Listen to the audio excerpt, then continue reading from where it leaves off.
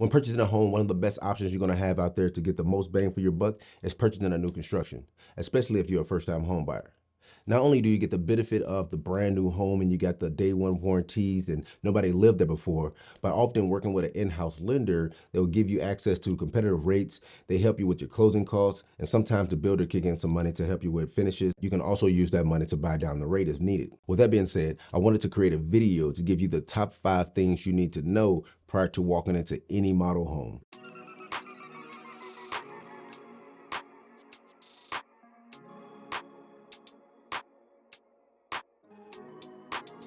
What's going on, guys? My name is Raoul, broker and owner of Ready Fund Real Estate here in Austin, Texas. Over the years, working in real estate, I have done a number of new construction transactions, including the house that I'm currently living in right now. The information that I'm going to share with you in this video is not something that you're going to hear from a builder, which brings me to the first tip. Hire a real estate professional to represent you when buying a new construction. When you go into the model home, the person that greets you and shake your hand and smile in your face, they represent the builder.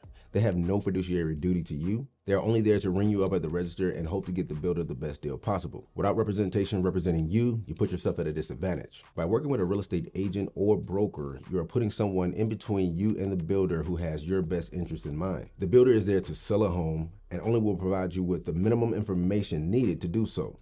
So what are the benefits of hiring a real estate professional? A real estate professional should be there to answer any type of question that you may have. You're going to get hit with a lot of information that's coming from the builder, but the real estate professional should be there to articulate anything that you don't understand, should walk you through the process knowing what to expect. Just like that builder's representation is working so hard to keep money in that builder's pocket, your representation is there to do the same for you. Tip number 2, get a third-party inspection. The builder will tell you that the home is getting inspected at these different levels and give you that warm and fuzzy feeling just to make you feel that the inspections that's getting conducted have you in mind, but it's not. The inspections is basically getting done to make sure that the home is meeting code. By getting a third-party inspection, this inspector will go in with your interest in mind. He's going to go over every little thing that he can within that house and let you know that, hey, the builder either got it wrong or he got it right. Once you get an inspection and the inspector gives you the inspection report, you want to present it to the builder. Full disclosure, the builder is not obligated to fix anything on this inspection, but if they want to sell that house, they would definitely work their hardest to rectify anything that inspector found. The last thing a builder wants to do is take that home that's so close to being off their books and put it back on the market. Now they have to find another buyer. In the meanwhile, every month that house don't sell, it's out-of-pocket costs. Number 3, negotiating. New construction home buyers don't realize that they can negotiate the price that the builder is selling the house for. When negotiating new constructions, you need to come with the facts and the numbers to justify your negotiation standpoint. The best way of doing this is reaching out to your real estate professional representation and have them put together a comparative market analysis of the community and get the data directly from the builder. This is important because the builder is not obligated to update any data source publicly, and they don't have to put it on the MLS. By analyzing this data from a professional standpoint, you can present it with a reasonable price to start negotiating at. When dealing with new construction, the prices of the homes is just one part of the overall deal. And there are many things you can do with the builder aside from changing the price to keep money in your pocket. Tip number 4.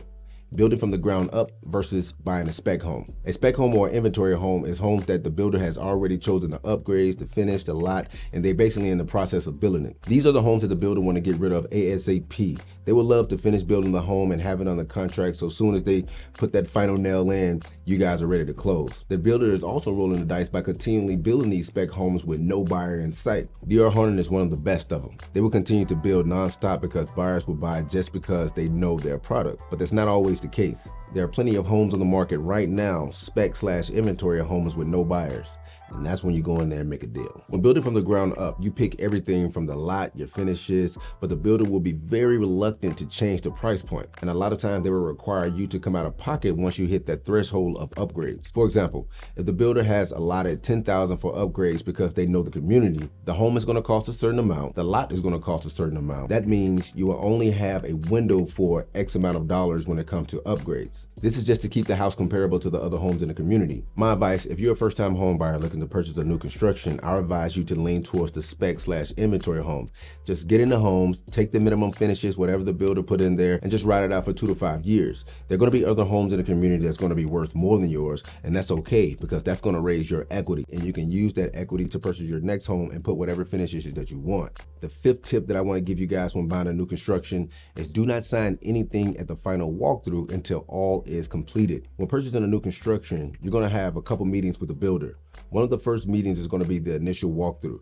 The initial walkthrough is going to be between you and the builder, and he's there to introduce you to the home. The next step is scheduling the final walkthrough. During the final walkthrough, your objective is basically to ensure that everything that you found is fixed, including the inspection report items. If anything is not fixed, you want to work with that builder and say, hey, we need a separate punch card that we can write every little outstanding item down so we can get the builder to sign off on and you to sign off on prior to closing. This is important because if you sign off on that paperwork saying that everything is good when it's not, you're pretty much buying that house with those defects. So by getting with the builder and having everything in front of both of you guys, the builder and you, and both of your signatures are on it, that's the only way you're going to be able to hold the builders accountable of fixing that after you close. Now, if it's a situation where it's something that's a safety hazard or you got a leak or something crazy like that, you definitely are not going to close. And the builder will have no problem pushing that closing date back with no penalty to you. Make them write it down, get it on paper, sign off on it, and you should be good to go.